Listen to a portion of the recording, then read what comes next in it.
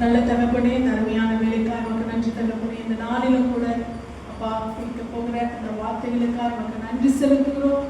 பரிசுத்த ஆவியானவர் வார்த்தைகளை எங்களுக்கு வெளிப்படுத்தும்படியா எங்கள் மீட்பரும் இந்த ரட்சகருமாய் இருக்கிற இயேசு கிறிஸ்துவின் நாமத்திலே ஜெபிக்கிறோம் எங்கள் ஜீவனுள்ள நல்ல பிதாவே, ஆமென். இன்றைக்கு நாம் கேட்க போகிற வார்த்தை, இதை முன்கூட்டியே நாம் கேட்டிருக்கிறோம். ஆனாலும் இது கொஞ்சம் காலங்கள் கடந்து மறுபடியுமாய் இந்த வார்த்தைகளை பேச வேண்டும் என்று சொல்லி எனக்குள்ளாய் ஒரு ஏவுதல் வந்தபடினாலே திரும்பவுமாய் இந்த வார்த்தைகளை உங்களுக்கு நினைவு கூறும்படியாய் கர்த்தர் உதவி செய்வாராக. எப்போ கேட்டாலும் புதுசாக இல்லையா, கேள்வி கேட்டால் புதுசாக இருக்கும் நமக்கு. அதனால நான் தைரியமாக பிரசவம் பண்ணலாம்னு நினைக்கிறேன். அப்படி நாமத்துக்கு மகிழ்ந்தார்கள். ஆனால் ஆவியானவர் பேசும் பொழுது அவர் முன்பு பேசினதை காட்டிலும் புது பொலிவோடு அவர் பேசுகிறவராக இருக்கிறார். அல்லேலூயா. அவருடைய வார்த்தை என்பது ஒவ்வொரு நாளும் நமக்கு புதிய மகிமையும் புதிய கிருபையும் புதிய உருவாக்குதலையும் நமக்கு கொடுக்கக்கூடியதாக இருக்கிறது. ஆனால் இன்றைய நாளிலும் கூட இந்த வார்த்தைகளை நாம் ஆயத்தத்தோடு நாம் காத்திருந்து நாம் கேட்போம். நாம் எடுத்து வாசிக்கலாம். ஆதியாகமத்தின் புஸ்தகம் 8ஆம் அதிகாரம். ஆதியாகமம் 8ஆம் அதிகாரம் முதல் வசனத்தில் நாம் வாசிக்கலாம்.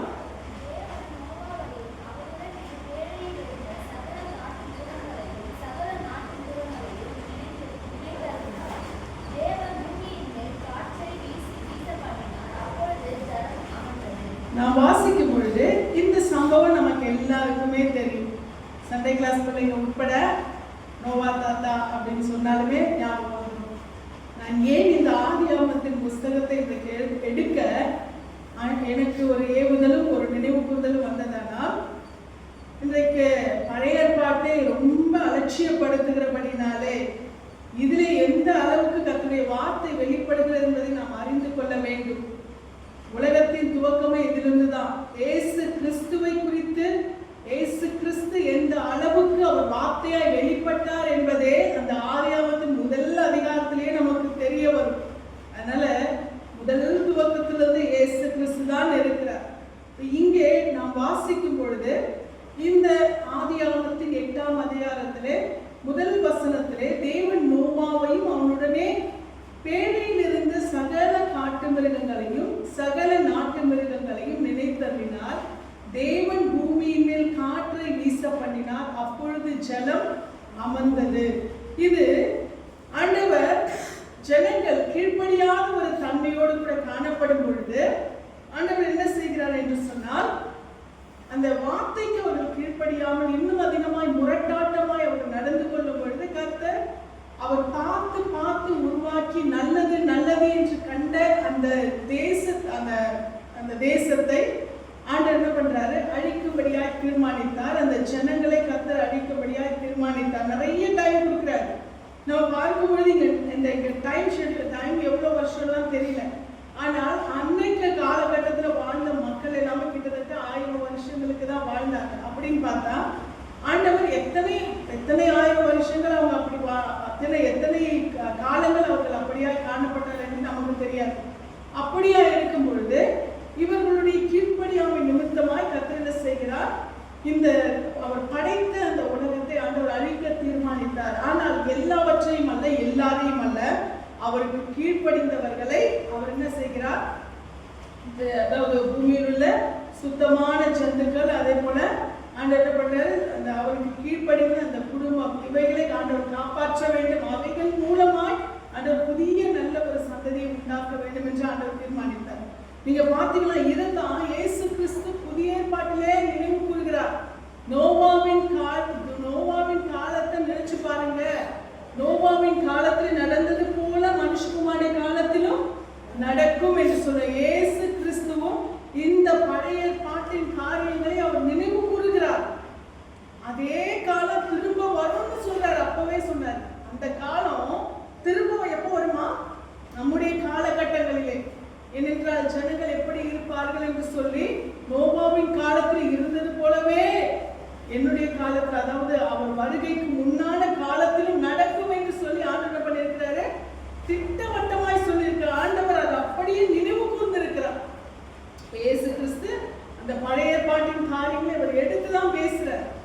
இங்க பார்க்கும்போது இன்னைக்கு அந்த காரியங்கள் நடந்து கொண்டுதான் இருக்கிறது.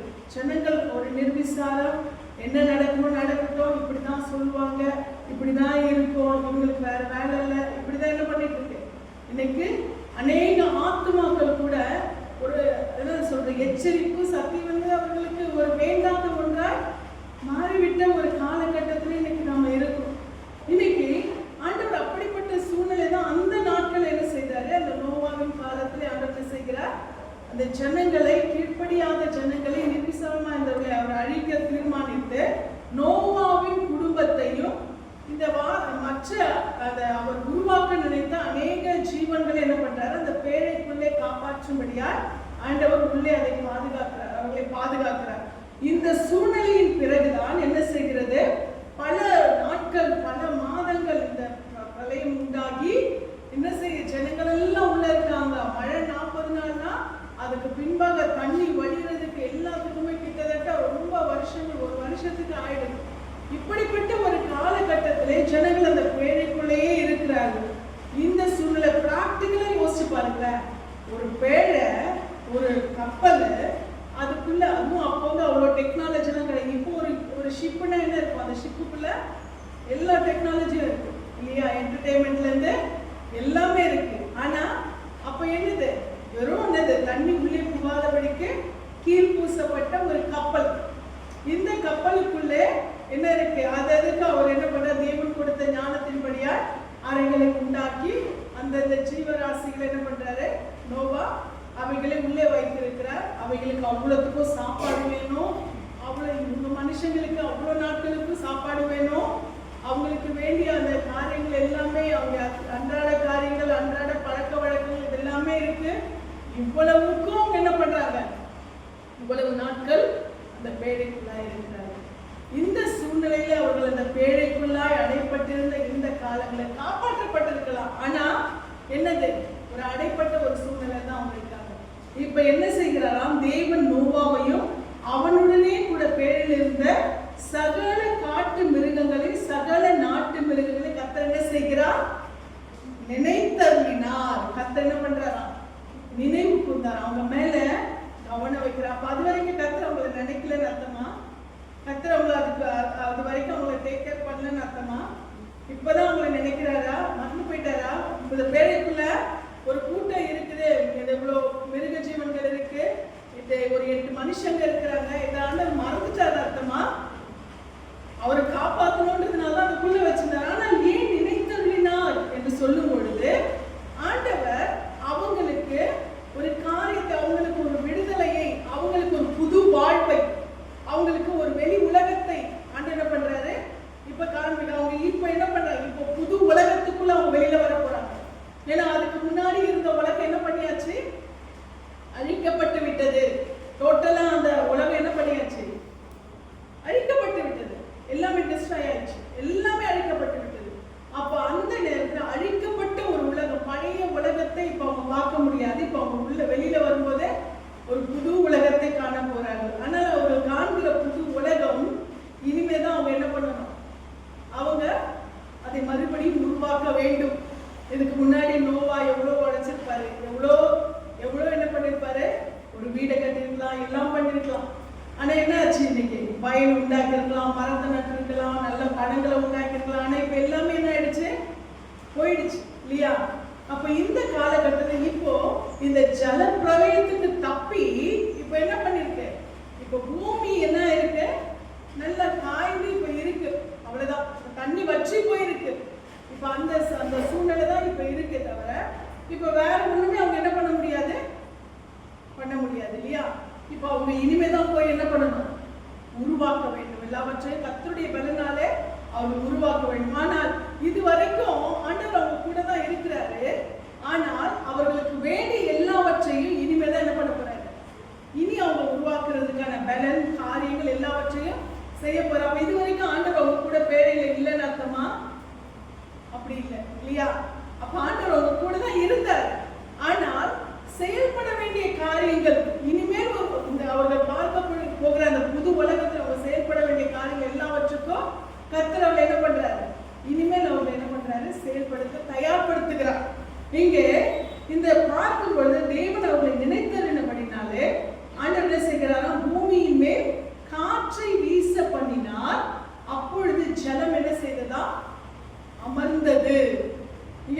பார்க்கும் பொழுது அந்த ஜலம் என்ன செய்கிறது? அமர்ந்தது. இப்பதான் அந்த தண்ணீர் என்ன செய்கிறதா? அமர்கிறது. அது வரைக்கும் எப்படி இருக்குது? ஃப்ளோட்டிங் தான். ஏன்னா மழை பெய்ஞ்சிட்டு இருக்கு, தண்ணி பெருகிட்டு இருக்கு. என்ன ஆகுது? அந்த இதுல தண்ணி என்ன ஆகுது? அலை அடித்துக் கொண்டே இருக்கிறது. ஃபுல்லா ஒரு அலசல், ஒரு வேவ்ஸ் வந்துட்டு தண்ணி அப்படியே போட்டு நிக்கல. அப்ப என்ன ஆகுது? அவங்க ஜலம் அமராதபடிக்கு அது என்ன ஆகுது? இன்னும் ஏறி ஏறி ஏறி மேல போயிட்டே தான் இருந்துச்சு இல்லையா? இப்ப என்ன ஆகுதுன்னா ஜலம் என்ன செய்கிறது? கர்த்தர் நினைத்தபடினால ஜலம் அமர்ந்தது. ஆழத்தின் ஊற்றுக்கண்களும் வானத்தின் மதகுகளும் அடைப்பட்டன. வானத்து மழையும் என்ன செய்கிறது? நின்று போயிற்று. ஆழத்தின் ஊற்றுக்கண்கள், வானத்தின் மதகுகள், வானத்து மழை. 3 விஷயம். நம்ம வெறும் மழை பெய்யுது மழை பெய்யுது மழை பெய்யுது அதான் சொல்லிட்டு இருக்கோம். நோவாவின் காலத்துல என்ன வந்துச்சு? ஒரு பெரிய மழை பெஞ்சது, அதனால இவ்வளவு பெரிய வெள்ளம் வந்து. வெறும் மழை பெஞ்சாலும் இவ்வளவு பெரிய பாதிப்பு வரவே வராது. ஏன்னா மலைக்கு மேல தண்ணி, கடல் மாதிரி. அப்படி கிட்டத்தட்ட என்னது? கடல் மாதிரி. அப்போ கடல் மாதிரி ஒரு தண்ணி மலை, இந்த மலைக்கும் மேல அந்த என்னோட தண்ணி வற்றும் பொழுது இந்த போட் வந்து அந்த மலைக்கு மேலதான் என்ன செய்யுது? செட்டில் ஆகுது. இப்போ நீங்க பார்க்கும் பொழுது இங்க என்ன ஆகுதுன்னு சொன்னா, ஆழத்தின் ஊற்றுக்கண்களும் வானத்தின் மதகுகள். ஆழத்தின் ஊற்றுக்கண்கள் என்று சொல்லும் பொழுது பூமியில ஒரு ஊற்று இருக்கு. இந்த ஊற்றுக்கண்களை ஆண்டவர் திறந்ததுனால இப்ப நம்ம தோண்டினா எப்படி தண்ணி அப்படியே பெருக்கெடுத்து வருகிறதோ, அதே போல ஆண்டவர் ஜல பிரளயத்தினால் அந்த பூமியை அழிக்கும்படியாய் அவர் சித்தம் வைக்கும் பொழுது அந்த உள்ள இருக்கிற அந்த ஊற்று என்ன ஆகுது தெரியுமா? தோண்டாமலே அப்படியே பிச்சுக்கிட்டு வெளில வருது. புரியுதா உங்களுக்கு? இப்ப நம்ம போர் எடுத்தா எப்படி வரும் தண்ணி? பிச்சுக்கிட்டு வெளில வரும் இல்லையா? அந்த மாதிரி ஆண்டவர் உண்டாக்கினவர் கட்டளையிடும் பொழுது பூமிக்குள்ளே இருக்கிற அந்த ஊற்று என்ன ஆயிடுச்சு? தானாவே பிச்சுக்கிட்டு வெளியில வருது. அந்த மழை ஜலப்பிரளயம் உண்டாகிற அந்த நேரத்துல அப்போ பூமியிலிருந்து ஊற்றுக்கண்கள் அப்படியே புறப்பட்டு அப்படியே வெளியில வந்து கொண்டிருக்கிறது. அது மாத்திரமல்ல, வானத்தின் மதகுகளும் என்ன செய்கிறது? வானத்தின் மதகுகள் அடைப்பட்டு இப்ப அடைப்படுது. ஊற்றுக்கண்கள் ஆண்டவர் என்ன பண்றாரு? ஊற்றுக்கண்களையும் அடைக்கிறாரு, மதகுகளையும். வானத்தின் மதகுகள் என்று சொல்லும் பொழுது இந்த தண்ணி ஆண்டவர் என்ன சொன்னாரு? அந்த ஜலத்திலிருந்து ஜலம் பிரிய கடவுள்னு சொல்லி ஆண்டவர் இந்த பூமியை உண்டாக்கும் பொழுது அந்த 1ஆம் அதிகாரத்தில் ஆண்டவர் சொல்லியிருக்கார், ஜலத்திலிருந்து ஜலம் என்ன செய்யணும்? பிரிய கடவுள் என்று சொல்லும் பொழுது அந்த ஜலம் என்ன செய்கிறது? ஒன்றுக்கு ஒரு பக்கம் கடலா செட்டில் ஆகுது, இன்னொரு பக்கம் என்ன பண்ணுதுன்னா மேல என்ன பண்ணுது தெரியுமா? அப்படி ஒரு லேயர் மாதிரி இருக்கு. புரியுதுங்களா? மேல தண்ணியும் ஒரு லேயர் மாதிரி இருக்கு, கீழே என்ன செய்துட்டு இருக்கு? வானத்தின் மதகுகள். இதுதான் என்ன சொல்றாரு? வானத்தின் மதகு. இந்த வானத்தின் மதகுகள் என்று சொல்லும் பொழுது ஜலத்திலிருந்து ஜலம் பிரியுதுன்னு அப்படின்னு சொன்னா முழுக்க முழுக்க ஃபுல்லாவே மூடி இருந்த அந்த தண்ணி வந்து ஒரு பக்கம் கடலாவும் இன்னொரு பக்கம் மேலே என்ன பண்ணிடுச்சு? மதகுகள் மாதிரி. எப்படி வந்து ஒரு என்ன சொல்றது, ஒரு ஒரு கவர் இருக்குன்னு வச்சுக்கோங்க, ஒரு டார்பா இருக்குன்னு வச்சுக்கோங்க. அதுக்கு மேல தண்ணி தேங்கி இருந்துச்சுன்னா, தண்ணி தேங்கி இருந்தா என்ன ஆகும்? பார்க்கறதுக்கு என்ன இருக்கும்? ஒரு லேயர் மாதிரி இருக்கும். தண்ணி இல்லாத மாதிரி இருக்கு மேல. அதுக்கு மேல என்ன பண்ணுது? தண்ணி அப்படியே ஃபுல்லா தேங்கி இருக்கு. இப்போ மழை பெய்யுதுன்னு வச்சுக்கோங்க, ஒரு கவர் கட்டி வச்சிருக்கோம், மேல ஒரு கவர், ஒரு தடுப்பு கட்டி வச்சிருக்கோம்னா, இப்போ அந்த கவருக்கு மேல என்ன இருக்கும்? தண்ணி ஃபுல்லா என்ன இருக்கும்? ஒரு ஒரு ஷீட் போட்டிருந்தோம்னா, அந்த நடுவில் ஒரு ஷீட் போட்டிருக்கோம்னா அப்போ மேல என்ன இருக்கும்? தண்ணி ஃபுல்லா என்ன இருக்கும்? ஸ்டோர் ஆயிருக்கும், தேங்கி இருக்கும். இப்போ வந்து சப்போஸ் ஏதாவது ஒரு கீழ்சல் உண்டான என்ன ஆகும்? கீழ்ச்சி விட்டனா என்ன ஆகும்? மொத்தமும் பதக்குன்னு போட்டோம். கரெக்டா? மொத்தமே என்ன பண்ணோம்? அந்த தேங்கி இருந்த தண்ணி அப்படியே மொத்தமும் போட்டோம். அப்படித்தான் அந்த வானத்தின் மதகுகள் இருந்தது. ஆண்டவர் வந்து முழுக்க முழுக்க தண்ணீர் எல்லாவற்றையும் ஆண்டவர் செட்டில் பண்ணல, கடலாய் பிரிந்தது. அதுக்கு மேல என்ன? மதகுகள் என்று சொல்லி கொண்டிருந்தது. அதுக்கு மேலதான் என்ன இருந்துச்சு? வானம் இருந்தது. பாத்தீங்கன்னா இந்த வானத்தின் மதகுகள் சொல்லும் பொழுது இந்த இந்த ஆண்டவர் இந்த வானத்தின் மதகுகள் ஆண்டவர் என்ன பண்றாரு? திறக்கும் பொழுது சில நேரங்கள்ல சில மழை அப்படியே அந்த மாதிரி இடங்கள்ல வெள்ளம் பெருக்கும். அந்த மாதிரி என்னாச்சுன்னா வானத்தின் மதகுகள் என்னாச்சு? இது அப்படியே ஒரு பக்கம் மேல அப்படியே இருக்கு. ஆண்டவர் அதை திறந்து விட்டதோ, அந்த மதகுகளை திறந்தது என்ன ஆகுதுன்னா அப்படியே கிழித்து விட்டது போல அது என்ன பண்ணுது? அப்படியே டேரா என்ன ஆகுது? அது அப்படியே கொட்டுது. அதனால கீழே ஊற்று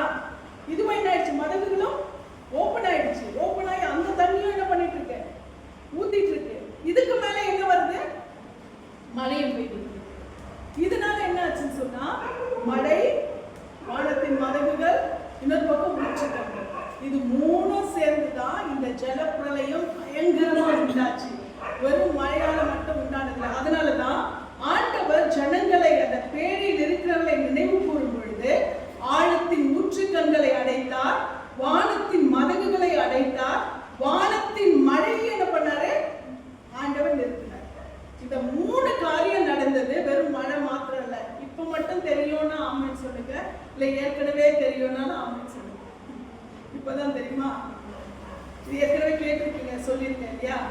இங்க பார்க்கும் பொழுது இது என்ன ஆகுது? இந்த 3 காரியங்கள். அது மாத்திரம் இல்ல, ஜலம் பூமியிலிருந்து நாளுக்கு நாள் வற்றி கொண்டே வந்தது. 150 நாளுக்கு பின்பு ஜலம் என்ன செய்ததா? வடிந்தது. 40 நாள் மழை, 150 நாள் என்னது? ஜலம் வடிகிறது. அப்ப மொத்தம் எத்தனை நாள் ஆச்சு? யார் கணக்கு டக்குன்னு சொல்லுங்க. 150 + 40 190. அப்போ என்ன ஆகுது? நாளுக்கு நாள் ஜலம் வடிந்தது. 7ஆம் மாதம் 17ஆம் தேதியிலே பேழை அரராத் என்னும் மலைகளின் மேல் தங்கிற்று. அப்ப அதுக்கு முன்னாடி அப்ப எங்க இருந்திருக்கு பேழை? அதுக்கு முன்னாடி எங்க இருந்திருக்கு? மலைக்கும் மேல இருந்திருக்கு. மலைக்கும் மேல பேழை என்ன பண்ணிட்டு இருக்கு? மிதந்திருக்கு. யோசிச்சு பாருங்களேன், மலை எவ்வளவு பெருசு. அந்த மலைக்கு மேல தண்ணி, அதுக்கு மேல பேழை இருக்குன்னா அப்போ உள்ள இருக்க ஜனங்க நிலைமை எப்படி இருந்திருக்கும் இல்லையா? ஆண்டவர் அந்த பயம் இல்லாதபடி நோவாவும் குடும்பம் எதற்கும் கவலைப்படல. ஏன்னா ஆண்டவர் என்ன பண்ணிட்டாரு? எல்லாத்தையும் அவங்களுக்கு ஸ்டோர் பண்ணி வைக்க சொல்லிட்டாரு. அப்போ அந்த அந்த அவ்வளவு நாட்களும் அவர்கள் என்ன செய்தார்கள்? அந்த மலைக்கும் மேல இருக்கிற தண்ணியில என்ன பண்ணிருக்காங்க? அந்த பேழைக்குள்ள இருந்திருக்காங்க. இப்போ இந்த 150 நாளுக்கு பிறகு தண்ணி எது அளவுக்கு வடிஞ்சிருக்கு? மலை அளவுக்கு என்ன பண்ணி அந்த தண்ணி மலைக்கு கீழே வடிஞ்சிருக்கு. அப்போ மலைக்கும் மேல மிதந்துட்டு இருந்த அந்த போட்டு செட்டில் ஆகும்போது எங்க செட்டில் ஆயிடுச்சு? இந்த அரராத் மலை மேல செட்டில் ஆச்சு. எங்க? அரராத் என்ற அந்த மலையின் மீது. என்ன அந்த ஸ்பாட் எந்த மலைன்னு கூட வேதத்துல என்ன பண்ணிருக்காங்க? மென்ஷன் பண்ணிருக்காங்க. எவ்வளவு மகிமையான சரித்திரம் பாருங்க நம்முடைய வேத புத்தகம் இல்லையா? இங்கே இந்த அரராத் மலையின் மீது அது தங்கிச்சு. அப்புறம் 10ஆம் மாதம் மட்டும் ஜலம் வடிந்து கொண்டே வந்தது. 10ஆம் மாதம் முதல் தேதியிலே மலை சிகரங்கள் காணப்பட்டன. 10ஆம் மாதம் வரைக்கும் என்ன பண்ணுச்சா? ஜலம் 7ஆம் மாதத்துல இருந்து 10ஆம் மாதம் வரைக்கும் என்ன பண்ணிட்டு இருக்கு? அது வடிஞ்சிட்டே வருது. தண்ணி வடிஞ்சிட்டே வருது. அது வரைக்கும் அந்த அரராத் மலை மேல நிக்கிறது மட்டும் தான் தெரியும். ஆனா எது மேல நிக்குதுன்னு கூட எங்களுக்கு தெரியாது. ஏதோ எங்கயோ நிக்குதுப்பா, எங்கயோ ஏதோ அவங்களுக்கு தட்டுப்படுது. அந்த மிதந்துட்டு இருந்த அந்த போட் என்ன செய்யுது? அது என்ன ஆகுது? எங்கேயோ வந்து அப்படியே செட்டில் ஆகுது. செட்டில் ஆகுது மட்டும் அவங்களுக்கு எங்கேயோ வந்து மேல நிக்குது, அது தெரியுது அவங்களுக்கு. ஆனா எங்கன்னு தெரியாது. அதுக்கு பிறகுதான் என்ன பண்ணுது? அது பக்கத்துல இருக்க மற்ற மலை சிகரங்கள் எல்லாம் கண்ணுக்கே தெரியுது. அப்பதான் தண்ணி என்ன பண்ணுது? 10ஆம் மாதம் வரைக்கும் தண்ணி வடிகிறது. 40 நாள் சென்ற பின் நோவா தான் பேழையில் செய்திருந்த ஜன்னலை என்ன பண்ணாரா? திறந்தார். 40 நாள் மழை, 150 நாள் வடிச்சுது. அதுக்கப்புறம் ஒரு 40 நாள். அப்ப எத்தனை நாள்? 230 நாள். இந்த மழைக்கு அப்புறம் நீங்க பாத்தீங்கன்னா 150 + 40 இல்லையா? மழை கூட கணக்கு எடுத்துக்கணும். 150 + 40 தண்ணி வடிச்ச பிறகு அப்படி பார்க்கும் பொழுது இங்கே நோவா என்ன செய்கிறார்? அந்த ஜன்னலை திறந்து ஒரு காகத்தை என்ன பண்றாரா? ஃபர்ஸ்ட் அவர் எதை அனுப்புறாரு? ஒரு காகத்தை வெளியே விடுறார். ஒரு காகத்தை வெளியே விடும் பொழுது வாசிமா 7ஆம் வசனம்.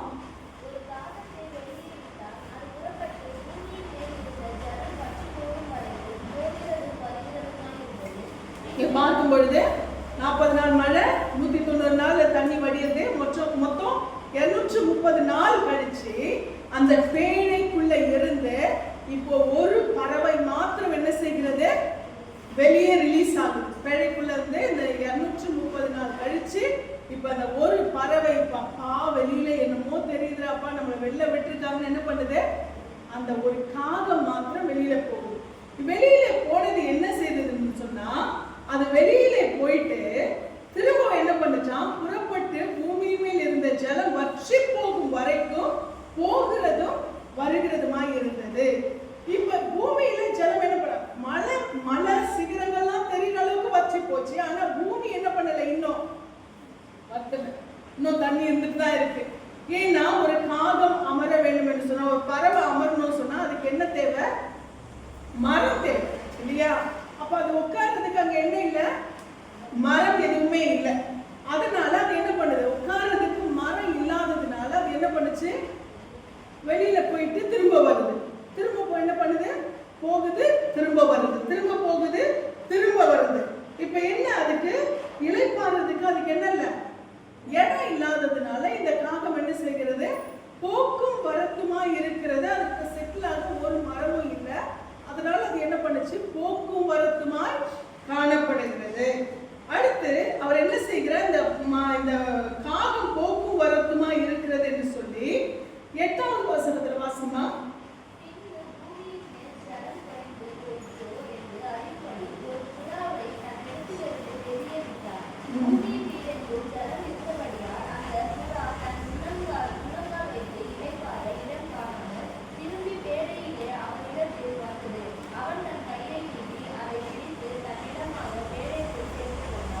இங்கே காகத்துக்கும் புறாவுக்குமான ஒரு வித்தியாசம்.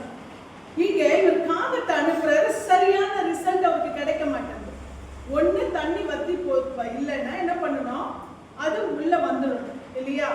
ஆனா இது என்ன பண்ணுதுன்னா அப்படி போகுது, ஜன்னலாண்ட உட்காரு, திரும்ப என்ன பண்ணுது, போகுது, மறுபடியும் ஜன்னலாண்ட உட்காரு, இதுதான் பண்ணுது தவிர அது அனுப்புனவர்கிட்ட என்ன பண்ண மாட்டேங்குது, வர மாட்டேங்குது, உள்ள வர மாட்டேங்குது. அது என்ன பண்ணுதுன்னா போறதும் போக்கு காட்டுறதும் திரும்ப என்ன பண்ணுது, உள்ள வர்றது. இப்படிதான் பண்ணிட்டு அது உள்ள வரல. யார்கிட்ட வரல? இங்க பாத்தீங்கன்னா அந்த காகத்தை நீங்க பாத்தீங்கன்னா புறப்பட்டு பூமியின் மேல் இந்த ஜலம் வற்றி போகும் வரைக்கும் போகிறதும் வருகிறதுமா இருந்தது.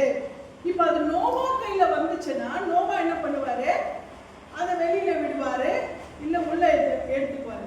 ஆனா இது என்ன பண்ணுதுன்னா இது அங்கேயே தான் இருக்கும். அந்த அங்கேயே அந்த அனுப்புற வழியாவே இந்த ஜன்னலை திறந்து அவர் அனுப்புறாருன்னா அங்கேயே அது என்ன பண்ணும், நின்றுட்டு போறது வர்றது, போறது வர்றது. இந்த காகத்தினால அவருக்கு சரியான ரிசல்ட் கிடைக்கல. காகத்தினால அவருக்கு கிடைக்க வேண்டிய சரியான ஒரு சொல்யூஷன் என்ன பண்ணல, கிடைக்கல. சரியான இன்ஃபர்மேஷனை காகம் என்ன பண்ண மாட்டேங்குது, கொடுக்க மாட்டேங்குது. இன்றைக்கு இருக்கிற விசுவாசிகள் ரெண்டு நிலைமையில இருக்கிறார்கள். ஒன்று காகத்தை போல, இன்னொன்று புறாவை போல.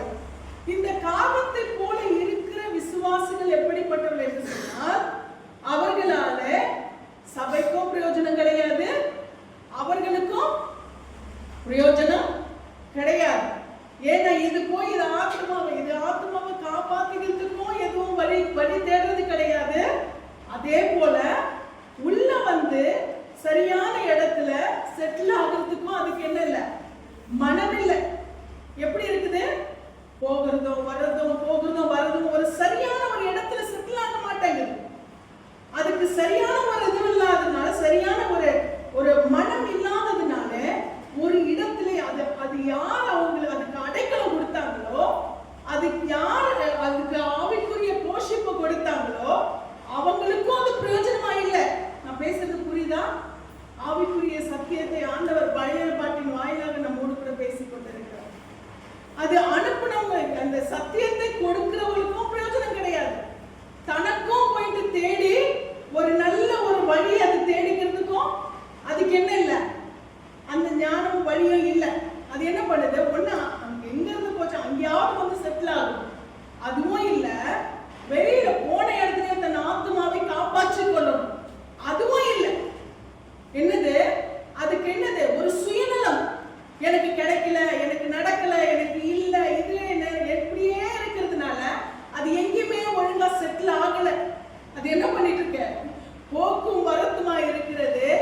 நல்ல போஷிப்பை இத்தனை நாட்கள் 230 நாட்கள் கொடுத்த அந்த பேழையில் அந்த நோவாவிடத்திலாவது உள்ள வந்து என்ன பண்ணோம், ஒழுங்கா வந்து உட்கார்ந்துக்கணும், அதுவும் இல்லை. அதுவும் இல்லாம வெளியிலயும் போய் இல்லாம அது என்ன பண்ணிட்டு இருக்கு, இப்படியே அலைஞ்சிட்டு அது சரியான இன்ஃபர்மேஷன் அது யாருக்கும் கிடைக்கல. அதனால நோவாவுக்கும் பிரயோஜனம் இல்லை, அதுக்கும் பிரயோஜனம் இல்லை. அந்த அப்படிப்பட்ட ஒரு ஆத்மாக்களால சபைக்கும் பிரயோஜனம் கிடையாது. அந்த ஆத்மா தனக்காவது பிரயோஜனப்படும்படியா ஏதாவது ஒரு இடத்துல ஒழுங்கான சரியான ஒரு சூழ்நிலை செட்டில் ஆகணும், அதுவும் இல்லை. புரியுதா? இல்ல, தன் ஆத்மாவை காப்பாற்றிக் கொள்ளல, தான் இருக்க வேண்டிய இடத்தையும் சரியாய் அமைத்துக் கொள்ளவில்லை. இப்படிப்பட்ட நிலைமையில என்ன செய்கிறது, அது ஒரு அலசடிப்பட்ட நிலைமையிலே அது காணப்படுகிறது. இதுதான் இன்றைக்கு இருக்கிற காகத்தை போன்ற அநேக விசுவாசிகளுடைய நிலைமையாய் காணப்படுகிறது. இங்கே அதற்கு பின்பாக நோவா பார்க்கிறாரு. நோவா பார்த்துட்டு என்ன செய்யறாரு சொன்னா, புறாவை அனுப்புகிறார். பின்பு பூமியின் மேல் ஜலம் குறைந்து போயிற்றோ. அதை அனுப்பின பர்பஸும் அதுதானே, காகத்தை அனுப்பின பர்பஸும் அதுதான்.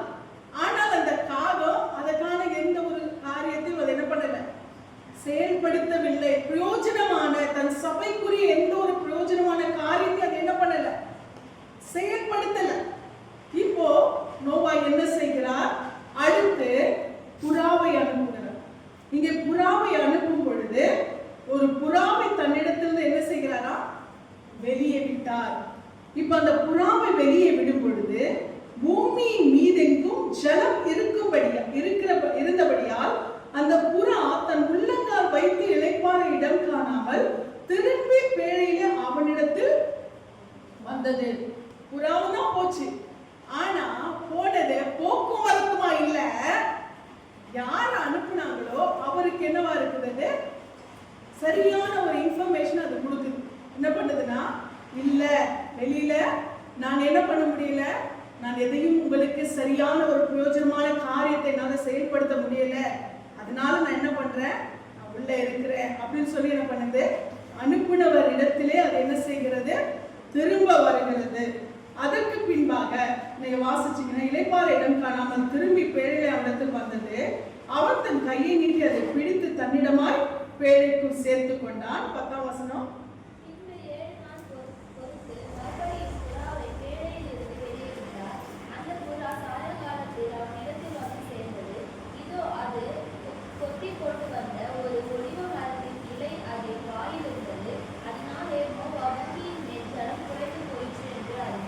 இங்க பார்க்கும் பொழுது மறுபடியும் என்ன பண்றாரு, இப்ப நம்ம அனுப்புறதுக்கான சரியான ஒரு ஆத்மா எதுன்னு அவர் என்ன பண்ணிட்டாரு, தெரிஞ்சுக்கிட்டார். சரியான ஒரு பறவை எதுன்னு அவர் தெரிஞ்சுக்கிட்டாரு. இந்த அதாவது ஒரு ஊழியக்காரன் ஒரு ஆத்மாவை அவர் வெளியா, அதாவது நீங்க போய் ஆண்டவருக்காக நீங்க ஆயத்தப்படுத்துங்கன்னா அவங்க என்ன பண்ணுவாங்க, சபைக்கும் பிரயோஜனமா இருப்பார்கள், தங்களுடைய ஆத்மாவையும் அவங்க என்ன பண்ணுவாங்க, காத்துக்கொள்வாங்க. இப்போ இந்த நோவா தெரிஞ்சுக்கிட்டார், புறாதான் நமக்கு என்னது சரியானது அப்படின்னு சொல்லிட்டு அவர் தெரிந்து கொண்டார். அவர் தெரிந்து கொண்டபடினால, ஏன்னா அது சரியா, அதுக்கு தனக்கு அதற்கான ஒரு சூழ்நிலை வெளியே இல்லாதபடினால அது என்ன பண்ணுச்சு, அனுப்பின இடத்துல அது வந்திருக்கு. இதற்கு பின்பாக மறுபடியும் என்ன பண்றாரு, 7 நாள் கழித்து திரும்பவும் அதை என்ன செய்கிறார், வெளியே அனுப்புகிறார். 7 என்பது என்னது, 7 என்பது ஒரு பரிபூர்ணமான ஒரு காரியம். ஏசப்பா எல்லாவற்றையும் செய்து என்ன பண்றாரு, ஆண்டவர் என்ன செய்தாரு, தேவன் 7 நாள் 6 நாள் எல்லாவற்றையும் செய்து 7ஆவது நாள் என்ன பண்றாரு, ஓய்ந்திருந்தார் என்று சொல்லி நான் பார்க்கிறோம். இங்க 7ஆவது நாளிலே அவர் என்ன செய்யறாருன்னு சொன்னால், மறுபடியும் அந்த புறாவை அனுப்பும் பொழுது அது என்ன பண்ணுதான், போயிட்டு ஒரு ஒலிவ இலையை தன்னுடைய அழகில் என்ன பண்ணுது, அது கொத்தி கொண்டு வந்திருக்கிறது. இங்கே பார்க்கும் பொழுது அவன் தன் கையை நீட்டி பூமியின் மீதைக்கும் ஜலம் இருந்தபடியா அந்த புறா தன் உள்ளங்கால் வைத்து இளைப்பாற இடம் காணாமல் அது திரும்பி பேழையிலே அவனிடத்தில் வந்தது. அவன் தன் கையை நீட்டி அதை எடுத்துக்கொண்டான். பின்பு 7 நாள் கழித்து புறா வெளியே போனது. அந்த புறா சாயங்காலத்தின் இடத்திலே வந்து சேர்ந்தது. இதோ அது கொத்தி கொண்டு வந்த ஒரு ஒலிவை மரத்தின் இலை அதன் வாயில் இருந்தது. அது என்ன பண்ணுதான், ஒரு ஒலிவ மரத்தின் இலையை அது மறுபடியும் என்ன செய்யறது, திரும்ப வரும் பொழுது மறுபடியும் என்ன 7 நாள் கழித்து அது திரும்ப போயிட்டு வரும்போது ஒலிவ மரத்தின் இலையை அது கொத்தி கொண்டு வந்தது. அது எடுத்துக்கொண்டு வந்த இலை என்னது, ஒலிவ இலை. ஒலிவ இலை எத்தனையோ மரம் இருக்கு, எத்தனையோ செடிங்க இருக்கு, எத்தனையோ வளரக்கூடிய காரியங்கள் இருக்கு. ஆனால் அது கொண்டு வந்தது எது, ஒலிவ மரத்தின் இலை. இன்னொன்னு பார்த்தீங்கன்னா, ஒலிவ மரத்துக்கு ஒரு தன்மை இருக்கிறது. ஒலிவ மரம் எத்தனை வருஷங்கள் ஆனாலும் என்ன பண்ணாது, செத்து போகாது. எத்தனை சூழ்நிலைகள் வந்தாலும் ஒலிவ மரம் என்ன பண்ணாது, செத்து போகாது. அதுல இருந்து இவ்வளவுக்கு நீங்க பாத்தீங்கன்னா 230 நாள் மழை பெஞ்சது, ஜலம் வற்றி போனது, ஜலம் அப்படி பூமியில இருந்தது. அதுக்கு பிறகு இந்த காகத்தை இந்த புறாவை அனுப்பி ஒரு 14 நாள் அது போச்சு. இவ்வளவு நாளா இந்த ஒலிவ மரம் என்ன இருக்கு, இது ஏற்கனவே உண்டாக்கப்பட்ட ஒலிவ மரம், ஏற்கனவே ஆண்டவர் படைச்ச ஒலிவ மரம் தான். ஆனா இது என்னாச்சு, இதெல்லாம் என்ன ஆயிட்டு இருக்கு, எல்லா மரங்களும் தண்ணியில ஊறி போய் தான் இருந்துச்சு. இந்த ஒலிவ மரமும் தண்ணியில தான் இருந்துச்சு. ஆனால் மற்ற மரங்கள் மறுபடியும் துளிர்விடவில்லை. ஆனால் ஒலிவ மரம் துளிர்விட்டது. ஏசப்பா கெத்செமனே தோட்டத்துல போய் ஜெபித்தா தெரியுங்களா, அந்த தோட்டத்துல இருக்க ஒலிவ மரம் இன்னும் இருக்கான். ஹல்லேலூயா. ஆண்டவர் அந்த ஒலிவ மலைக்கு போனார் இல்லையா, அந்த ஒலிவ மரங்கள் இன்னும் இருக்காங்க. அப்ப எவ்வளவு ஆயிருப்பாருங்க, அதெல்லாம் அவருடைய ஜெபத்தை கேட்டுக்கொள்ள.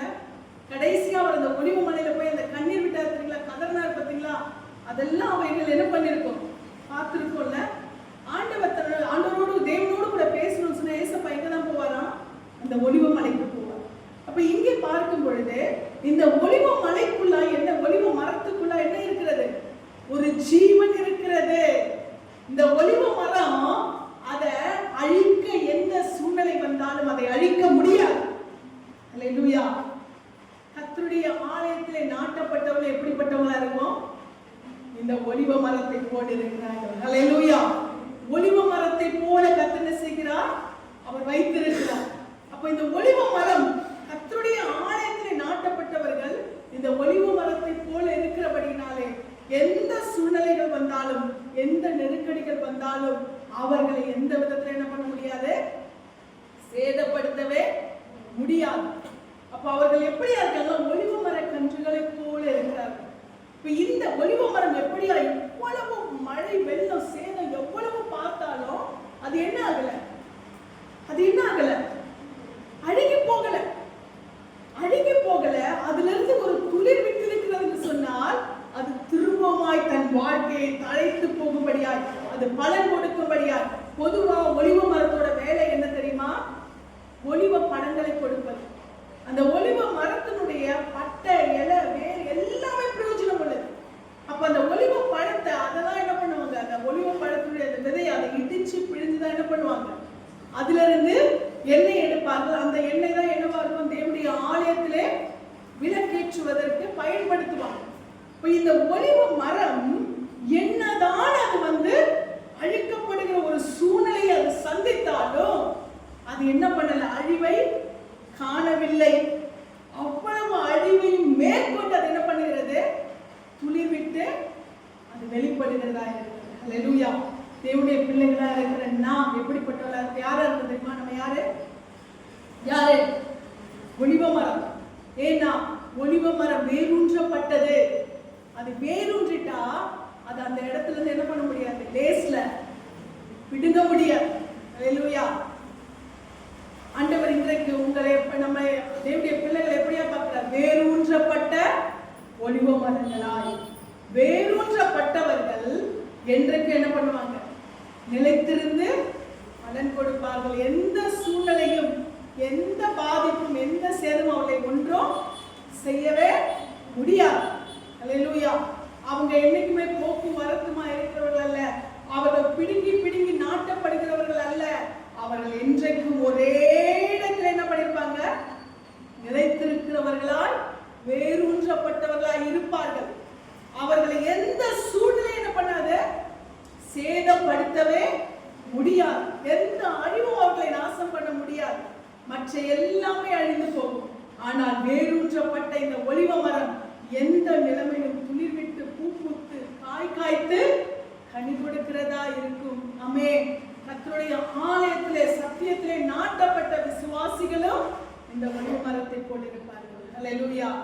நீங்க வேணா பாருங்க, நிலைச்சிருக்க நாட்டப்பட்டவர்களுக்கும் நாட்டப்படாதவர்களுக்கும் இருக்கிற வித்தியாசத்தை கர்த்தர் காண்பிக்கிறவரா இருக்கிறார். இங்க பார்க்கும் பொழுது இந்த ஒலிவ மரத்தின் இலையை தான் என்ன பண்ணுச்சு? இந்த புறா கொண்டு வந்தது. காம்பினேஷன் பாருங்க.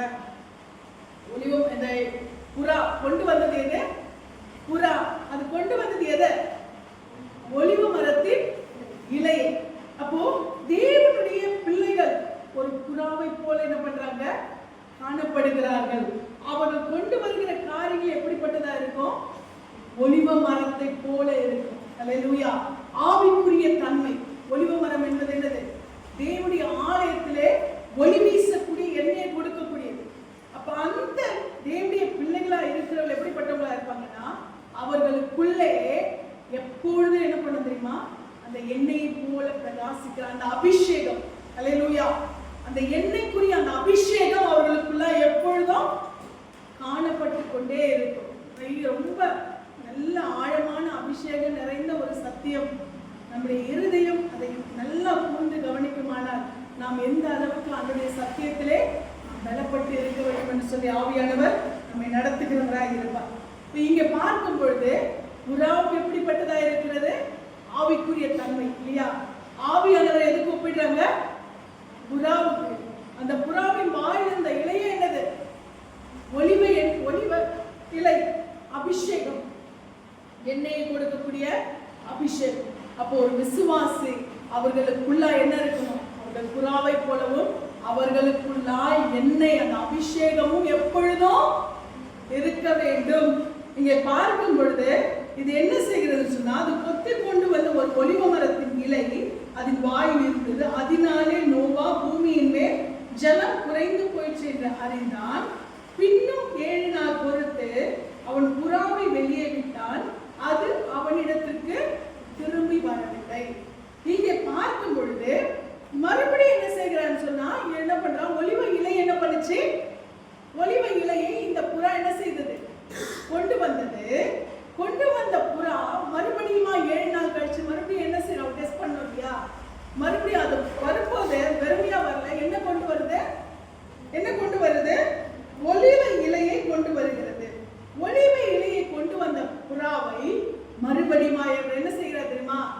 ஆவிக்குரிய தன்மையிலே நான் உங்களோடு கூட பேசிக் கொண்டிருக்கிறேன். புறா என்பது கர்த்தரோடு ஒரு காகத்தை போல இல்லாத கர்த்தருக்குள்ளா இருக்கிற ஒரு விசுவாசி. இந்த விசுவாசி எப்படிப்பட்டவளா இருக்க வேண்டும்? தங்களுக்குள்ளே அபிஷேகத்தை வெளிப்படுத்துகிற அபிஷேகம் நிறைந்தவளா இருக்க வேண்டும். எப்போ அந்த விசுவாசி நல்ல ஒரு தேர்ந்த, நல்ல ஒரு அபிஷேகம் நிறைந்த, நல்ல கர்த்தருடைய வைராக்கியத்தில் இருக்கிறார்கள் என்று அந்த ஊழியக்காரனுக்கு, அந்த தேவனுடைய ஊழியக்காரனுக்கு அது தெரிகிறதோ, அப்பொழுது அவர்கள் அந்த விசுவாசியை முழுக்க முழுக்க நம்புவார்கள். அல்லேலூயா. அவர்களுக்குள்ளாய் இந்த வைராக்கியம் அவர்களுக்குள்ளாய். ஏன் மறுபடியும் நோவா அந்த புறாவை வெளியே விட்டார் என்று சொன்னால், அது என்ன செய்கிறது? அது ஒரு நம்பகத்துக்குரிய ஒரு தன்மையை அது வெளிப்படுத்துகிறது. அதற்குள்ளாய் என்ன இருக்கிறது? அந்த ஒரு நம்பகத்தை நோவா எதை எதிர்பார்த்தாரோ அந்த நம்பிக்கை அதுக்குள்ள என்ன பண்ணுச்சு? வெளிப்பட்டுச்சு. இப்ப இந்த ஒலிவ இலை என்பது அபிஷேகம் அதற்குள்ளாய் வெளிப்படுகிறது. அந்த விசுவாசிக்குள்ளாய் கர்த்தருடைய அபிஷேகம், கர்த்தருடைய வைராக்கியம், உண்மையான விசுவாசி. நான் சொல்றது உண்மையான விசுவாசி. மாய்மாலம் அநேகர் என்ன பண்றாங்க? நல்ல விசுவாசிகளை கூட நடிக்கிறாங்க. ஆனா என்ன பண்ணல? அவங்களுக்குள்ள உண்மை தன்மை என்ன பண்ணுச்சு? நேரம் வரும்பொழுது வெளிப்படுது இல்லையா? ஆனால் இங்க அதுதான் காகத்தோட தன்மை. அதனாலதான் அவர் அதை என்ன பண்ணல? நம்பல. நோவா என்ன பண்ணல? அதை நம்பவில்லை. இங்கே பார்க்கும் பொழுது இந்த புறாவை அனுப்பும்போது மறுபடியும் ஏன் அனுப்புறாரு? அது என்ன பண்ணுது? அனுப்பின இடத்துல எனக்கு இன்னும் ஸ்திரம் வேண்டும், இன்னும் பலம் வேண்டும் என்று சொல்லி அது பலப்படுகிறது. அடுத்து அது அந்த பலப்பட்ட அந்த அபிஷேகத்தை அது என்ன பண்ணுது? மறுபடியும் 7 நாள் கழித்து அனுப்பும்போது அந்த அபிஷேகத்தின் பலனை வெளிப்படுத்துது. 3வது தடவை அவர் முழுக்க என்ன செய்கிறார்? இது எல்லாவற்றுக்கும் தேவனுடைய ராஜ்யத்துக்கு இது பிரயோஜனமானது, இது வைராக்கியமானது என்று நம்பும் பொழுது அதை என்ன செய்கிறார்? அதை அவர் வெளியே அனுப்புகிறார். வெளியே அனுப்புகிறது எதுக்கு தெரியுமா? நான் ஆவிக்குரிய நிலைமையில நான் பேசுகிற காரியம், ஒரு ஊழியக்காரன், ஒரு விசுவாசை எப்பொழுது முழுக்க அவர்கள் மீது நம்பிக்கை வைப்பார்கள் என்று சொன்னால் அவர்களுக்குள்ளிருந்து வெளிப்படுகிற அந்த அபிஷேகம். அப்போ இந்த விசுவாசி எங்கே போனாலும் அவர்கள் வெளியே தேவனுடைய நாமத்தை மகிமைப்படுத்தி ஆத்துமாக்களை கொண்டு வருவார்கள். அந்த நிச்சயம் அந்த ஊழியக்காரனுக்குள்ள என்ன பண்ணும்? இருக்கும். இப்ப இந்த புறா வெளியே ஏன் அனுப்பினான்னு சொன்னா, இப்ப நம்ம பார்க்கும் பொழுது இந்த வெளியே போகிற நல்ல அபிஷேகத்துக்குள்ளே இருக்கிற ஒரு விசுவாசி எங்க போனாலும் ஆத்மாவை ஆதாயப்படுத்துவார்கள். அல்லேலூயா. எங்க போய் இப்ப இந்த வெளியே போன புறா என்ன பண்ணிட்டு தெரியுமா? அது ஏன் வெளியே போச்சு? இப்ப வெளியே போயிருக்கிற புறா என்ன பண்ணுது? இப்போ அது ஆத்துமாக்களை ஆதாயப்படுத்துகிறது. அல்லேலூயா. அது ஒரு சுவிசேஷம் அறிவிக்கிற ஒரு புறாவால் அது காணப்படுகிறது. ஏன்னா அதுக்குள்ள இருக்கிற அபிஷேகத்தை அடக்கி வைக்க முடியாது. அல்லேலூயா. அவர்களுக்குள்ள இருக்கிற சத்தியத்தை என்றைக்கும் என்ன பண்ண முடியாது? அடக்கி வைக்க முடியாது. அவர்கள் இப்ப வெளியே போனாலும் என்ன செய்கிறார்கள் சொன்னால், தேவனுடைய ராஜ்யத்துக்கு என்னவா இருப்பார்கள்? பிரயோஜனம் உள்ளவர்களாய் சபைக்குள்ளே என்ன செய்வாங்க? ஆத்துமாக்களை ஆதாயப்படுத்துவார்கள். அல்லேலூயா. அவங்க என்ன பண்ணுவாங்க? எங்க போனாலும் புறா என்னவா தான் இருக்கும்? புறாவா தான் இருக்கும். அது வாயில இருக்கிற அந்த ஒலிவ இலையை கொண்டு வந்ததுன்னா அப்ப அவங்களுக்குள்ள இருக்கிற அபிஷேகம் என்னைக்கு என்னவா இருக்கும்? அபிஷேகமா தான் இருக்கும். அது என்றைக்கும் என்ன செய்யாது? தனியா. இப்போ சொல்லும் பொழுது இவர்களை என்ன செய்கிறாங்க? இப்ப இன்னைக்கு நம்முடைய சபையில இருந்து எந்த சுவிசேஷத்திலே நாங்க வெளியே அனுப்பல.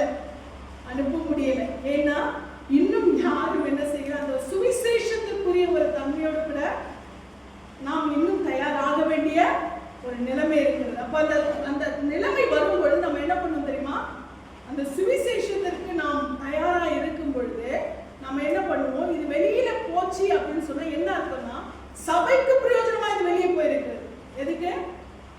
சபையை குலைத்து வெளியே போகிற புறா இல்ல. புறாவுக்கு அப்படிப்பட்ட குணம் கிடையாது. சபையை குலைத்து வெளியே போகிற புறா இல்ல, சபைக்கு பிரயோஜனமா இருக்கும்படியாய் வெளியே போயிருக்கிற புறா. இந்த புறா வெளியே போய் என்ன செய்கிறது? சுவிசேஷத்தை அறிவித்து அது என்ன செய்கிறது? உள்ளே ஆத்துமாக்களை கொண்டு வரும். அதனுடைய தன்மை அதுதான். அப்ப இன்றைக்கு இந்த புறாவும் செய்கிற காரியம் என்னன்னு சொன்னா, அது என்ன செய்யும்? ஒளிவை, அது தனக்குரிய நல்ல தன்மைகளை அது என்ன பண்ணுகிறது? வெளிப்படுத்துகிறது போல நல்ல ஆத்துமாக்கள் என்ன பண்ணுவாங்கன்னா வெளியே போய் சுவிசேஷத்தை பிரசங்கித்து ஆத்துமாக்களை உள்ளே கொண்டு வருவார்கள். இன்றைக்கு சபையினுடைய நிலைமை அதுதான். சபையில் இருந்துதான் சுவிசேஷகர் வெளியே போகும். சபையில் இருந்துதான் தீர்க்கதரிசிகள் வெளியில போகணும். சபையில் இருந்துதான் ஊழியர்கள் வெளியில போகணும். நான் தனியா ஒரு ஊழியம் பண்றேன், நான் தனியா ஒரு சுவிசேஷம் சொல்றேன், நான் தனியா, அப்படி கிடையாது. பவுல் ஊழியம் செய்தார். நல்லா கவனிங்க. பவுல் ஊழியம் செய்தார். என்ன பண்ணார் தெரியுமா? பவுல் எங்கெல்லாம் ஊழியம் போறாரோ அங்கெல்லாம் ஆத்துமாக்களை ஆதாயப்படுத்தி எங்க சேர்க்கிறார் தெரியுமா? எங்க சேர்க்கிறாரு? சபைக்குள்ள சேர்க்கிறார். ஆத்துமாக்களை ஆதாயப்படுத்தி, அது ஒரு புறா. ஏன்னா பவுலுக்குள்ள இருந்தது என்னது? அபிஷேகம். இன்னைக்கு பவுலின் சத்தியத்தை எடுத்துக்கொள்கிறார். பவுல் செய்கிறது போல அவங்க என்ன பண்றதில்ல, செய்யறதில்ல. இன்னைக்கு என்ன பண்றாங்கன்னா தனித்தனியா ஒரு காரியத்தை தனித்தனியா சபையை சாராமல் என்ன செய்கிறாங்க? தனிப்பட்ட முறையிலே அவங்கவுங்க ஒரு ஊழியம், அவங்கவுங்க ஒரு ஜெபம், அவங்கவுங்க ஒரு ஜெப ஐக்கியம். அது சபைக்கு பிரயோஜனமா இருக்குது அந்த சொல்ல இல்ல. தங்கள் பெயர் பிரஸ்தாபத்துக்காக தங்களுக்கு முக்கியத்துவம் கொடுக்கணும், தங்களை பெரியவங்களா காட்டிக்கணும். அப்ப என்னது? சபை ஆண்டவர் சொல்ற ஆண்டவருடைய வார்த்தை சொல்றீமா? ரட்சிக்கப்பட்டவர்களை அனுதினமும் கர்த்தர் என்ன பண்ணாரா? சபையிலே சேர்த்தார். எங்க சேர்த்தாரு? பிரேயர் டவர்ல சேர்க்கல, ஜெப கூடுகையில சேர்க்கல, ஒரு ஜெப ஐக்கியம் சொல்லி அதுல சேர்க்கல. எதுல சேர்த்தாரா? சபையிலே சேர்த்தார். தேவன் என்ன செய்கிறார்? அனுதினமும் ரட்சிக்கப்படுவதை கர்த்தர் என்ன பண்றாரா? அனுதினமும் எங்கே சேர்க்கிறார் சொல்லுது? சபையிலே சேர்க்கிறார். இன்றைக்கு ரொம்ப ரொம்ப நூதனமாய் நடந்து கொண்டிருக்கிறார்கள். தங்களை மேன்மைப்படுத்திக் கொள்ள வேண்டும், தங்களுக்கு முக்கியத்துவம் கொடுக்கணும், தங்களுக்கு பிரஸ்தாபம் வரணுன்றதுக்காக ஒரு பிரேயர் டவரும் ஒரு பிரேயர் கூடுகையும் ஒரு கூடுகை என்னது ஒரு வீட்டு ஐக்கியம் இப்படி என்ன பண்றாங்க? தங்களுக்கு தான் உருவாக்கி கொள்கிறாங்க தவிர சபை என்ற ஒரு இடத்திலே சேர்க்க வேண்டும் என்ற எண்ணம் என்ன பண்ணல, இல்லை. இதுதான் காகத்தின் தன்மை. ஆனால் புறா என்பது என்னது? அது அபிஷேகத்தினால் நிரப்பப்பட்டபடினால அதுக்குள்ள ஆட்டோமேட்டிக்கா இருக்கு எல்லாமே. அதனால அது என்ன பண்ணுது? அது இங்க இருந்து வெளியில பேழைக்குள்ள அந்த வெளியில போறது எதுக்கு காரணம் தெரியுமா? எதுக்காக? ஆத்துமாக்களை ஆதாயப்படுத்துவதற்காக. அது வெளியில போய் ஆத்துமாக்களை ஆதாயப்படுத்துறது எதுக்காக? சபையிலே கொண்டு வந்து சேர்க்கிறதற்காக. இன்னைக்கு நிறைய ஆவிக்குரிய சபைகள் வளர்ந்ததற்கு காரணமே புறாக்களை போல இருக்கிற இவர்களை போன்ற ஆத்துமாக்கள். அவங்க இங்க சபைக்குள்ளே ஆராதித்து அவங்க என்ன பண்ணுவாங்க தெரியுமா? அந்த சுவிசேஷத்தை என்ன பண்ணுவாங்க? சபைக்குள்ள இருந்து அந்த அபிஷேகத்தினால நிரப்பப்பட்டவங்களாய் அவங்க வெளியில போய் என்ன பண்றாங்க? இந்த சத்தியத்தை சொல்றாங்க. சொல்லி அவங்க எங்க கொண்டு வராங்க தெரியுமா? சபைக்குள்ள. எனக்கு பெரிய பெரிய சபைகள் வளர்ந்தது நிச்சயமா 100% அந்த ஊழியக்காரர்களால கிடையாது. 100% அவங்க குடும்பங்களால கிடையாது. 100% யாரால தெரியுமா? அந்த சபைக்குள்ளே இருக்கிற புறாக்களை போன்ற ஆத்துமாக்கள். என்ன பண்ணணும் தெரியுமா? எங்க ஆத்துமாக்கள் ஆதாயப்படுத்தலாம், எங்க சுவிசேஷத்தை சொல்லலாம், எங்க சபை சுவிசேஷத்தை சொல்லி சபைக்குள்ள என்ன பண்ணலாம்? கொண்டு வந்து ஆத்துமாக்களை சேர்க்கலாம். இதேதான் அவங்களுடைய மோட்டிவா இருக்கு. அவருடைய கூடுகை, அவருடைய ஐக்கியம், அவருடைய ஜபம் எல்லாமே எப்படி? என் சபையில் ஆத்துமாக்கள் கொண்டு வந்து சேர்க்கணும், என் சபையில் ஆத்மா. ஏன்னா அவர்கள் யாரு? புறாக்கள். அவர்களுடைய அழகில் என்ன இருக்கிறது? ஒளிவையில். அவங்களுக்குள்ள என்ன இருக்கிறது? ஒளிவ மரத்தின் தன்மை, அந்த அபிஷேகம். அவர்களுக்குள்ளே அந்த அபிஷேகம். அவங்க சபைக்கு துரோகம் பண்ணவே மாட்டாங்க. அல்லேலூயா. இன்னைக்கு பாத்தீங்கன்னா 40-50 வருஷம் விசுவாசி கூட அந்த சபையில அப்படியே உட்கார்ந்துருப்பாங்க. ஏன் தெரியுமா? ஆதியில இருந்த அந்த அபிஷேகம், இந்த வைராக்கியம், சபைக்காய் நான் நிற்க வேண்டும், சபைக்காய் நான் செயல்பட வேண்டும். இந்த வைராக்கியம் அவங்களுக்கு என்ன பண்ண தெரியுமா?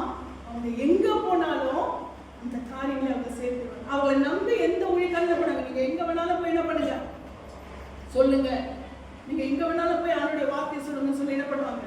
அனுப்புவாங்க. ஏன்னா அவங்க நம்புறது அவங்களுக்குள்ள இருக்கிற அந்த அபிஷேகம். அல்லேலூயா. இந்த புறாவை போல நாம எப்படி இருக்கணும்? நாம் வெளியே போய் என்ன செய்ய வேண்டும்? தேவனுடைய வார்த்தைகளை, நம்முடைய தேவனுடைய ராஜ்யத்துக்காக நம்ம என்ன பண்ணோம்? செயல்படுத்துறதா இருக்க வேண்டும். வெளியே போற 2 பறவை இருக்கு. ஒண்ணு காகம், இன்னொன்னு புறா. காகத்தின் தன்மை வேறு. காகத்தோட தன்மை துரோகம் பண்றது, தன் சுயத்தை மாத்திரம் யோசிக்கிறது, தனக்காக மாத்திரம் இருக்கிறது. அது என்னது? குறை கண்டுபிடித்து அனுப்புனவங்களுக்கு என்னது? ரெஸ்பான்ஸ் கொடுக்காதது. ஆனால் புறா என்பது என்னது? அது தன்னுடைய அபிஷேகத்தை எங்க இருந்தாலும் எங்க போனாலும் என்ன பண்ணுது? சபை சபை சபை, அதற்காக நான் செயல்பட வேண்டும் என்று சொல்லி எந்த ஊழியமும் திட்டவட்டமாய் சொல்லுகிறேன். இன்னைக்கு நிறைய பேர் இண்டிவிஜுவலா பண்ணிட்டு இருக்காங்க, அது இதுன்னு சொல்லிட்டு. ஆனா எதுவுமே சபையை சாராமல் செய்தால், சபைக்கு ஆதாயம், ஆத்மாக்களை ஆதாயப்படுத்தாமல் செய்தால், அது முழுக்க முழுக்க என்னது? சுயத்திலே வெளிப்படுகிறதா இருக்கிறது. இன்றைக்கு ஆண்டவர் நமக்கு இந்த புறாவின் தன்மைகளை அவர் என்ன செய்வாராக? கொடுப்பாராக. இந்த அபிஷேகம் பெற்ற இந்த புறா அது வெளியே போய் என்ன செய்கிறது? ஆத்துமாக்களை ஆதாயப்படுத்துகிறதாய் அது காணப்படுகிறது என்று சொல்லி நாம் பார்க்கிறோம். அதேதான் ஆண்டவர் உன்னத பாட்டிலே வாசிக்கும் பொழுது புறாவின் குணத்தை உன்னத பாட்டிலே அதிகமாக வெளிப்படுத்துகிறார். உன்னத பாட்டு 2:14 வாசிக்கும் பொழுது புறா அழகுள்ளது என்று சொல்லி அது ஆவிக்குரிய தன்மையை ஆவிக்குரிய அழகை வெளிப்படுத்துகிறார். உன்னத பாட்டு 5:2 வாசிக்கும் பொழுது புறா உத்தமமானது என்று சொல்லி அதனுடைய பரிசுத்தத்தை என்ன செய்கிறார்? இங்கே வெளிப்படுத்துகிறவராய் இருக்கிறார். அதே போல மத்தேயு 10:16 வாசிக்கும் பொழுது புறாவை போல கபடில்லாதவர்களாய் இருக்க வேண்டும் என்று சொல்லி ஆண்டவராகிய இயேசு கிறிஸ்து என்ன பண்றாரு? சொல்லி இருக்கிறார். அது மாத்திரமல்ல, ஏசாயாவுல 38:14 வாசிக்கும் பொழுது புறா எப்படிப்பட்டதுன்னா புலம்பக்கூடிய தன்மை உடையது. புறா எப்படிப்பட்டது? புலம்பக்கூடிய தன்மை. பார்த்துட்டீங்களா? புறா மாதிரி என்ன பண்ணும்? புலம்புற மாதிரி. இது புலம்புறது என்ன எப்படிப்பட்டதுன்னா ஆத்தும பாரத்தை நிறைந்தவர்களாய் காணப்பட வேண்டும், ஆத்துமாக்களுக்காய் அழுது புலம்புகளாய் இருக்க வேண்டும்.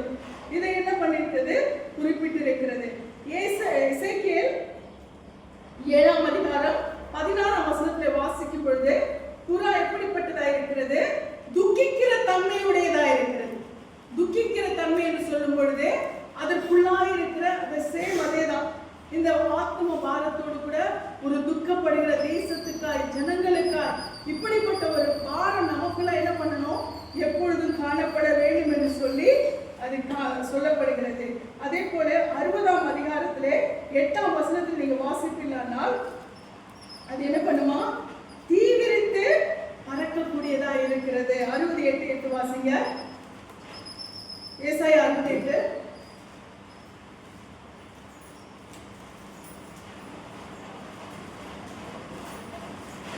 ஏசாயா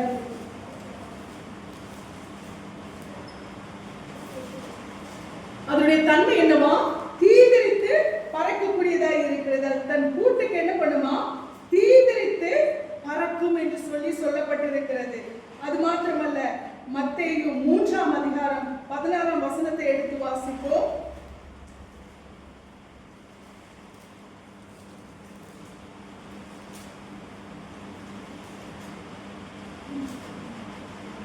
மத்தேயு 3:16.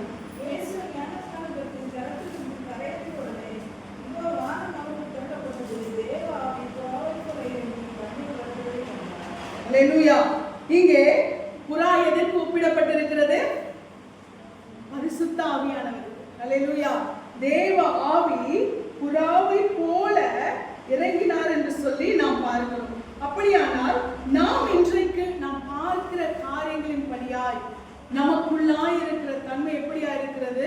ஒரு புறாவுக்கு, ஒரு ரட்சிக்கப்பட்ட பரிசுத்தாவியை பெற்ற ஒரு ஆத்மா எப்படிப்பட்டவளா இருக்க வேண்டும்? புறாவை போல அவர்கள் காணப்பட வேண்டும் என்று சொல்லி நாம் இன்றைக்கு பார்க்கிறோம். இந்த புறாவுக்குள்ளாய் என்ன இருக்க வேண்டும்? அபிஷேகம். அபிஷேகம். இந்த புறாவுக்குள்ளாய் எப்பொழுதும் என்ன இருக்கிறது? ஒரு அபிஷேகம் இருக்கிறது. இந்த அபிஷேகம் நிறைந்த ஒரு புறா எப்படிப்பட்டதா இருக்கும்? அபிஷேகம் நிறைந்த ஒரு ஆத்மா எப்படிப்பட்டவர்களா இருப்பார்கள்? அவர்கள் தேவனுடைய ராஜ்யத்துக்கு, தேவனுடைய சபைக்கு அவர்கள் பிரயோஜனமா இருப்பார்கள். அவர்கள் வெளியே புறப்பட்டு போய், ஆண்டவருடைய வார்த்தை சொல்லுகிறது, நீங்கள் வெளியே புறப்பட்டு போய் கொழுத்த கன்றுகளை போல் வளருவீர்கள். அப்பொழுது சத்துரு உங்கள் உள்ளங்கால்களின் கீழ் எப்படியா இருப்பான்? சாம்பலாய் கிடப்பான். அல்லேலூயா. அப்ப இந்த புறா வெளியே புறப்பட்டு போகிறது எதற்காக? அவருடைய ராஜ்யத்துக்கு, சத்துருவை சாம்பலாக்கும்படியா, தேவனுடைய ராஜ்யத்துக்கு பிரயோஜனமாக இருக்கும்படியா. இன்றைக்கு நாம் கேட்ட இந்த சத்தியத்தின்படியா நோவா பேரிலிருந்து அனுப்பின 2 பறவைகள், ஒன்று காகம், இன்னொன்று புறா. காகம் தன்னுடைய தன்மையை மாத்திரம் தேடிக்கொண்டு வந்தது. தன்னை அனுப்பின அந்த தன்னை அடைக்கலம் கொடுத்த அந்த பேழைக்கு அது எந்த விதத்திலும் பிரயோஜனமானதாய் இல்லை. தனக்கு அடைக்கலம் கொடுத்த பேழை என்னது? சபை. அந்த பேழைக்கு அது எந்த விதத்திலும் பிரயோஜனமானதா இல்லை. ஆனால் புறா எப்படிப்பட்டதா இருந்தது? அது முதலாவது தன்னுடைய தன்மை இன்னதென்று அது வெளிப்படுத்த, என்னால இவ்வளவுதான் முடியும் முதல்ல என்ன பண்ணுது? நோவா கிட்ட வந்து சொல்லு, வெளிப்படுத்து. அதற்கு பின்பாக அது தன்னுடைய அழகிலே அதற்கு இன்னும் அது என்ன பண்ணுது? வளர்ந்து என்ன செய்கிறது? அது போய் ஒளிவெளியிலேயே கொத்திக்கொண்டு வருகிறது. அதற்கு பின்பாக அது தன்னுடைய அபிஷேகத்தை அது வெளிப்படுத்தும்படியாய் வெளியே புறப்பட்டு போய் பிரயோஜனம் உள்ளதாய் தன்னை வெளிப்படுத்துகிறதா இருக்கிறது. இன்றைக்கு நாம் எப்படியா இருக்கிறோம்? நான் எங்க இருக்கிறேனோ அங்க நாம எப்படி இருக்கணும்? பிரயோஜனம் உள்ளவர்களாய் நாம் இருக்க வேண்டும். அல்லேலூயா. இன்றைக்கு ஆண்டவர் இந்த வார்த்தையின்படியாய் நம்மை நடத்துவாராக. இன்றைக்கு ஆண்டவர் நமக்கு ஒரு ஆவிக்குரிய ஒரு சத்தியத்தை நமக்கு வெளிப்படுத்தி இருக்கிறார். ஆண்டவர் நம்மை அனுதினமும் சபைக்கு பிரயோஜனம் உள்ளவர்களாய் அவர் மாற்ற விரும்புகிறார். இங்கே ஆண்டவர் நமக்குள்ளாய் கொடுத்த இந்த வைராக்கியத்தை, அபிஷேகத்தை நம்ம எங்கு போனாலும் அது பிரயோஜனம் உள்ளதாய் நாம் என்ன செய்வோம்? நாம் மாற்றிக்கொள்வோம். கர்த்தர் சபைக்கு பிரயோஜனம் உள்ளதாய் நாம் மாற்றிக்கொள்வோம். நம்ம எங்க போனாலும் ஒரு வார்த்தை தேவனுடைய ராஜ்யத்தை பற்றியும் தேவனுடைய வீட்டை குறித்த எங்கேயாவது யாரையாவது நம்ம பார்த்தோம்னா தேவனுடைய வீட்டை குறித்து நாம் என்ன பண்ணணும்? நிச்சயமாய் பேசுகிறவர்களாய் இருக்க வேண்டும். இன்னொன்று, தனிப்பட்ட ஊழியம், தனிப்பட்ட கூடுகை, சபையை சாராத எந்த ஒரு ஐக்கியமும் அது கர்த்தருக்கு பிரயோஜனமானதாய், சபைக்கு பிரயோஜனமானதாய் இருக்க முடியாது. அது அவருடைய சொந்த ஆதாயம், சொந்த பேர் பிரஸ்தாபம், சொந்த மேன்மை. அல்லேலூயா. அப்படிப்பட்ட ஒரு கூடுகையிலோ ஐக்கியத்திலோ நாம் என்ன செய்யக்கூடாது? பங்குள்ளவர்களாய் நாம் மாறக்கூடாது. சபைக்கு பிரயோஜனம் இல்லாத எந்த ஒரு கூடுகையிலோ நாம் என்ன செய்யக்கூடாது? பங்கெடுக்கூடாது, இருக்கக்கூடாது. ஒருவேளை நாம் ஒரு கூடுகையை நாம் உண்டாக்குகிறோம் என்று சொன்னால் அது சபைக்கு பிரயோஜனம் உள்ளதாய், ஆத்மாக்களை ஆதாயப்படுத்துகிறதா இருக்குமானால் நிச்சயமாய் கர்த்தர் நம்முடைய ஆவிக்குரிய நிலைமையை நம்முடைய சபை என்ன பண்ணுவாரு? அவர் பலப்படுத்துகிறவராய் இருக்கிறார். நம்முடைய சபை இல்லை, எந்த சபையா இருந்தாலும் சரி, இந்த சபை தான் இல்லை, எந்த சபையா இருந்தாலும் எந்த ஒரு காரியமும் எந்த ஒரு செயலும் சபைக்கு பிரயோஜனம் உள்ளதாய் அது காணப்பட வேண்டும் என்று சொல்லி கர்த்தர் இந்த வேளையிலே ஒரு வெளிப்படுத்துகிறவராய் இருக்கிறார். கர்த்தருடைய நாமத்துக்கு